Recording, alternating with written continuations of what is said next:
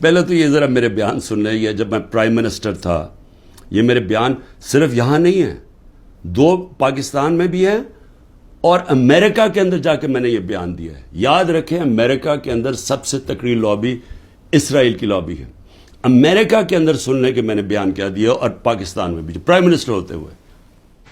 Next questioner. There's been talk about Pakistan forming relations with Israel, and we know the winds of change are blowing through the Middle East. Is this in the cards, and why? I'm afraid I don't know where this has come from. It's not. Pakistan has a very straightforward position, and it was a founder of Pakistan, Quaid-e-Azam, Muhammad Ali Jinnah, who was very clear that, there has to be a just settlement, a homeland for Palestinians before Pakistan can recognize Israel.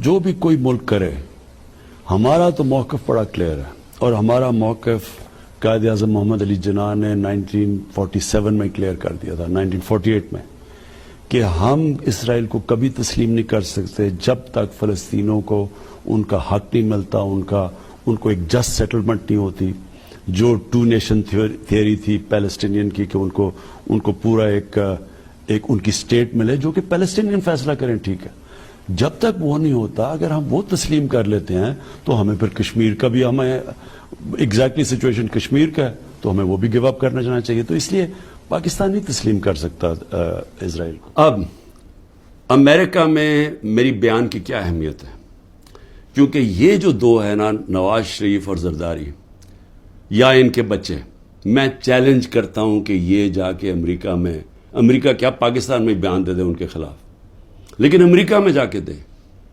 یہ میں کہتا ہوں کہ ان کی اتنی جرت نہیں تھی کہ جب امریکہ نے اور ہندوستان نے مل کے موڈی کے دورے پہ امریکہ جب جوائنٹ سٹیٹمنٹ دی اور انہوں نے کہا کہ پاکستان کا نام لیا, بائیلیٹرل ٹاکس میں پاکستان کا نام آتا ہے کہ جی پاکستان کراس بارڈر ٹیررزم کر رہی ہے اور پاکستان کو بند کرنی چاہیے.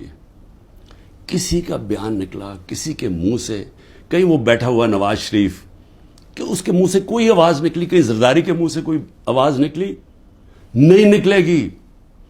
جب 400 ڈرون اٹیک ہو رہے تھے پاکستان میں, جو دنیا میں کوئی مثال ہی نہیں ہے کہ آپ جس کے لیے جنگ لڑ رہے ہیں وہ آپ کے ملک میں ڈرون اٹیک کر رہے ہیں, ان کے منہ سے ایک لفظ نہیں نکلا. اور میں آج اپنی اسٹیبلشمنٹ سے پوچھنا چاہتا ہوں کہ آپ ان لوگوں کی آج حمایت کر رہے ہیں جن کے اربوں روپے نہیں ڈالر باہر پڑے ہوئے ہیں.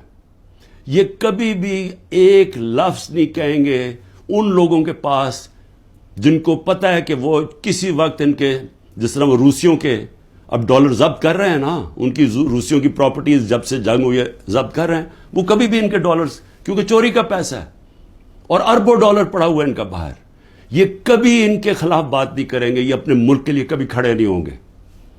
یہ تو ان کو تو ہندوستان سے جان جاتی ہے, کیونکہ ان کو پتا ہے کہ ہندوستان کی اور اسرائیل کی لابی بڑی مضبوط ہے امریکہ میں, تو یہ تو کبھی بھی نہیں ملک کے لیے سٹینڈ لے سکتے.